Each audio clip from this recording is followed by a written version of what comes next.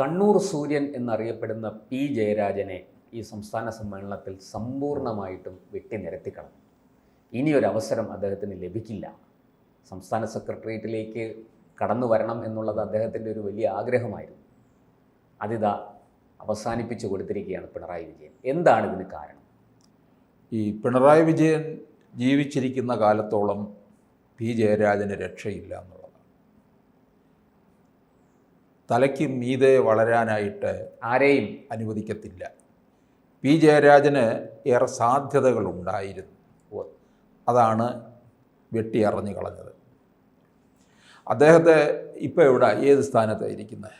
ഖാദി ബോർഡിൻ്റെ vice chairman സ്ഥാനത്ത്. ആർക്ക് വേണം? കോൺഗ്രസിൽ നിന്ന് ഇറങ്ങിപ്പോന്ന ശോഭന ജോർജ് കോൺഗ്രസിലെല്ലാവരും തഴഞ്ഞിട്ടിരിക്കുകയായിരുന്നു. അതെ, ചെങ്ങന്നൂർക്കാരി CPM-നകത്ത് കൊടുത്തതാണ് ഖാദി ബോർഡ് വൈസ് ചെയർമാൻ. അത് കഴിഞ്ഞിട്ട് പിന്നീട് നമ്മുടെ ചെറിയാൻ ഫിലിപ്പിന് കൊടുത്തു. ചെറിയാൻ ഫിലിപ്പ് ഏറെക്കാലം CPM-ൻ്റെ പാളയത്തിൽ ഉണ്ടുറങ്ങിക്കിടന്നതാണല്ലോ. കോൺഗ്രസിൽ നിന്ന് CPM-ൽ പോയിട്ട് കൊടുത്തത് ഖാദി ബോർഡ് വൈസ് ചെയർമാൻ. മറ്റ് പലയിടങ്ങളിലും ചെറിയാൻ ഫിലിപ്പിനെ കൊണ്ടുപോയി തോപ്പിച്ചു. എന്ന് പറഞ്ഞാൽ നിയമസഭാ തിരഞ്ഞെടുപ്പുകളിൽ ഉമ്മൻചാണ്ടിക്കെതിരെ മത്സരിപ്പിച്ചു. ചാവേറായിട്ട് നിർത്തിയതാണ്. പിന്നീട് വട്ടിയൂർക്കാവിൽ മത്സരിപ്പിച്ചു. വട്ടിയൂർക്കാവ് മണ്ഡലം രൂപീകൃതമായതിനു ശേഷം നടന്ന ആദ്യ മത്സരത്തിൽ മുരളീധരനാണ് എതിർ സ്ഥാനാർത്ഥി. UDF-ൻ്റെ പരാജയപ്പെട്ടു. അവിടെയും ചാവേറാകുക, വിജയിക്കില്ല എന്ന് ഉറപ്പാണ്. അതൊക്കെ കഴിഞ്ഞിട്ടാണ് പിന്നീട് ഈ ഖാദി ബോർഡ് കൊടുത്തത്. ചെറിയാൻ ഫിലിപ്പ് എടുത്തില്ല. ചെറിയാൻ ഫിലിപ്പ് എല്ലാം കളഞ്ഞിട്ട് ഇങ്ങനെ പോകുന്നു, കോൺഗ്രസിലേക്ക് മടങ്ങി വന്നു. അതാണ് പിന്നീട് ആർക്ക് കൊടുത്തിരിക്കുന്നത്? പി ജയരാജന് കൊടുത്തിരിക്കുന്നത്. അപ്പോൾ പാർട്ടിയിൽ എത്രത്തോളം അദ്ദേഹത്തെ ഒതുക്കിയിട്ടുണ്ട് എന്നറിയാം. മുമ്പ് അദ്ദേഹത്തിൻ്റെ പേരിൽ റെഡ് ആർമി അല്ലേ എന്നൊക്കെ പറഞ്ഞ PJ ആർമി എന്നൊക്കെ പറഞ്ഞൊരു ഇതിനകത്ത് ഡിജിറ്റൽ ഇതിൽ അദ്ദേഹത്തിന് വലിയ സമൂഹ മാധ്യമങ്ങളിൽ നിറഞ്ഞു നിന്നു. അതൊക്കെ സഹിക്കാൻ പറ്റുന്നില്ല. കണ്ണൂർ ജില്ലയിലെ അനിഷേധ്യനായ നേതാവാണ് ഇപ്പോഴും പി ജയരാജൻ. പിണറായി വിജയനെതിരെ മുകളിലായിട്ട് വേറൊരു നേതാവിൻ്റെ മുദ്രാവാക്യം മുഴങ്ങിയാൽ അത് പിണറായിക്ക് അസഹിഷ്ണുത ഉണ്ടാക്കും.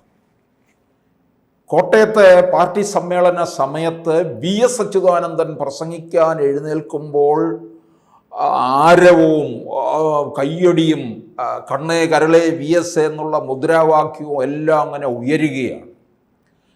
വലിയൊരു സമാപന സമ്മേളനം സമയത്തൊരു വലിയ മഴയും ഒക്കെ ഉണ്ടായി. അപ്പോൾ അടുത്ത ഊഴം പിണറായിയാണ് പ്രസംഗിക്കാൻ എഴുന്നേൽക്കുന്നത്. അപ്പോഴും VS-ന് അനുകൂലമായിട്ടുള്ള മുദ്രാവാക്യം വിളിയും അവസാനിക്കുന്നില്ല. അപ്പോഴത്തേക്ക് പിണറായി ക്ഷുഭിതനായി. ഇത് കള്ളു കുടിച്ചിട്ടുണ്ടെങ്കിൽ വയറ്റിൽ കിടക്കണം, ആഭാസത്തരം കാണിക്കാനുള്ള ഇടമല്ലിത്, ഇത് പാർട്ടി സമ്മേളനമാണ്, CPM ആണ് എന്നൊക്കെ പറഞ്ഞ് വിരട്ടി. എന്താണ്? VS-ന് അനുകൂലമായ മുദ്രാവാക്യങ്ങൾ തനിക്കും മുകളിലൂടെ പോകുന്നുവെന്ന് കണ്ടാണ് ഉടനെ അണികളോട് ക്ഷുഭിതനായത്. അങ്ങനെ എല്ലാ ഇടങ്ങളിലും അദ്ദേഹം ക്ഷുഭിതനായിട്ടുണ്ട്. ഒരു സമരജാഥ തിരുവനന്തപുരത്ത് സമാപിച്ചപ്പോൾ ഓർമ്മയുണ്ടാകും പ്രശാന്തിന്, ശംഖുമുഖത്ത് VS വരുമോ ഇല്ലയോ സമ്മേളനത്തിൽ. അന്ന് വിഭാഗീയത അങ്ങ് ആളിക്കത്തി നിൽക്കുകയാണ്. അദ്ദേഹത്തെ വേദിയിൽ ഇരുത്തിക്കൊണ്ട് പറഞ്ഞ എന്താണ്? സമുദ്രത്തിലെ ഒരു ഉറുദു കവി പറഞ്ഞ ആ വാക്യമൊക്കെ കോട്ട് ചെയ്തുകൊണ്ട് തിരമാലയും ബക്കറ്റിനകത്തോട്ട് കോരി വെച്ച് കഴിയുമ്പോൾ ഒരു കുട്ടി ചോദിച്ചു, ഇതെന്താണ് തിരമാല? അപ്പോൾ കടലിനോ മാർത്തട്ടിൽ നിൽക്കുമ്പോഴേ അതിന് നിലനിൽപ്പുള്ളൂ എന്ന് പറഞ്ഞാൽ VS-ന് എന്താ ഇത് മനസ്സിലാകത്തില്ല. VS-നെ ഇരുത്തിയതാണ് അവിടെ. അപ്പോൾ അങ്ങനെ ഇപ്പോഴെന്താണ് യഥാർത്ഥത്തിൽ? പിണറായി അല്ലേ വലിയ താരമായിട്ടുള്ളത്? പിണറായി അങ്ങനെ ഒതുക്കിയിരുത്തിയിരിക്കുകയല്ലേ പി ജയരാജന്? ഇത്തവണ എന്താണ് സംഭവിച്ചിരിക്കുന്നത്? വീണ്ടും അവഗണനയാണ് വന്നിരിക്കുന്നത്. ഓരോ സമ്മേളനം കഴിയുമ്പോഴും അദ്ദേഹത്തിന് വയസ്സ് ഏതാണ്ട് 73. ഇനി ഇപ്പോൾ ഏതെങ്കിലും തരത്തിലുള്ള സംസ്ഥാന കമ്മിറ്റിയിലൊക്കെ മറ്റും വരാതെ അദ്ദേഹത്തെ ഒതുക്കിയിട്ടുണ്ടെങ്കിൽ ഇനി ഏത് സമയത്താണ്?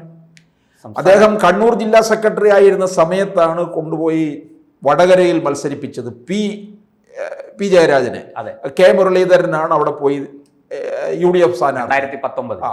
അന്നും കേരളത്തിൽ മുഴുവൻ ഒരു UDF തരംഗമായിരുന്നു. ശബരിമല യുവതീ പ്രവേശ വിഷയത്തിൻ്റെ ഒക്കെ കഴിഞ്ഞിട്ടുള്ള ഒരു സമയത്തുള്ള തെരഞ്ഞെടുപ്പാണ്. കോൺഗ്രസിന് അനുകൂലമായിട്ട് കാര്യങ്ങൾ മാറുകയും ചെയ്തു. അപ്പോൾ പി ജയരാജൻ അവിടെ തോൽവി സംഭവിച്ചു. അത് കഴിഞ്ഞിട്ട് പി ജയരാജനെ പിന്നീട് തിരികെ പാർട്ടി ജില്ലാ സെക്രട്ടറി ആയിട്ട് കൊണ്ടുവന്നില്ല. അവിടെ MP ജയരാജനെയാണ് കൊണ്ടുവന്നിരുത്തിയത്. MP ജയരാജനെ പിന്നീട് മുഖ്യമന്ത്രിയുടെ പ്രൈവറ്റ് സെക്രട്ടറി ആയിട്ട് കൊണ്ടുവരുന്നു. പിന്നീട് അത് കഴിഞ്ഞിട്ട് കണ്ണൂരിൽ മത്സരിപ്പിക്കുന്നു. പാർട്ടി ജില്ലാ സെക്രട്ടറി സ്ഥാനത്ത് നിന്ന് മാറ്റിയതിനു ശേഷം തോൽവി കഴിഞ്ഞിട്ട് വീണ്ടും MP ജയരാജനെ പാർട്ടി ജില്ലാ സെക്രട്ടറി ആയിട്ട് എടുക്കുകയും ചെയ്തു. പക്ഷെ പി ജയരാജന് മാത്രം അതിലേക്ക് കൊണ്ടുവന്നില്ല എന്നുള്ളതാണ്. ഈ പി ജയരാജനെ എനിക്ക് മനസ്സിലാക്കാൻ കഴിഞ്ഞിട്ടുള്ളത്, അദ്ദേഹം മറ്റ് സഖാക്കന്മാരെ പോലൊന്നും ഉണ്ടാക്കിയിട്ടുള്ള ആളാണെന്ന് തോന്നുന്നില്ല. പാർട്ടിക്ക് വേണ്ടി അദ്ദേഹം വല്ലാതെ ഒരുപാട് അധ്വാനിച്ചിട്ടുണ്ട്. ഇദ്ദേഹത്തെ പൊതുവെ ചിത്രീകരിച്ചിരിക്കുന്നത് ഒരു പാർട്ടിയുടെ ഒരു കൊലയാളി എന്നുള്ള രീതിയിലാണ്. കൊല്ലിനും കൊലയ്ക്കും തയ്യാറെടുത്ത് നിൽക്കുന്ന, ഇപ്പം TP വധക്കേസിലും ഒക്കെ പി ജയരാജൻ്റെ പേരായിരുന്നല്ലോ. അതുപോലെ RSS നേതാക്കന്മാരോടൊക്കെ തന്നെ കൊല്ലപ്പെട്ടതിൻ്റെ പിന്നിലും പി ജയരാജൻ്റെ കൈയുണ്ട് എന്നാണ് പറയുന്നത്. കതിരൂർ മനോജ് കേസിൽ ഇദ്ദേഹം പ്രതിയുമാണ്. പക്ഷേ ഇദ്ദേഹത്തിൻ്റെ മറ്റ് സഖാക്കന്മാരുടെ മക്കളൊക്കെ വിദേശത്ത് പോയി പഠിച്ച് വലിയ കമ്പനികളിൽ ജോലി ചെയ്യുമ്പോൾ പി ജയരാജൻ്റെ മക്കളൊക്കെ എവിടെ? അവിടെ വടകരയിൽ സാധാരണക്കാരനായിട്ട് അവിടെ വർക്ക്ഷോപ്പൊക്കെ നടത്തുകയൊക്കെ ചെയ്ത് ആളാണ്.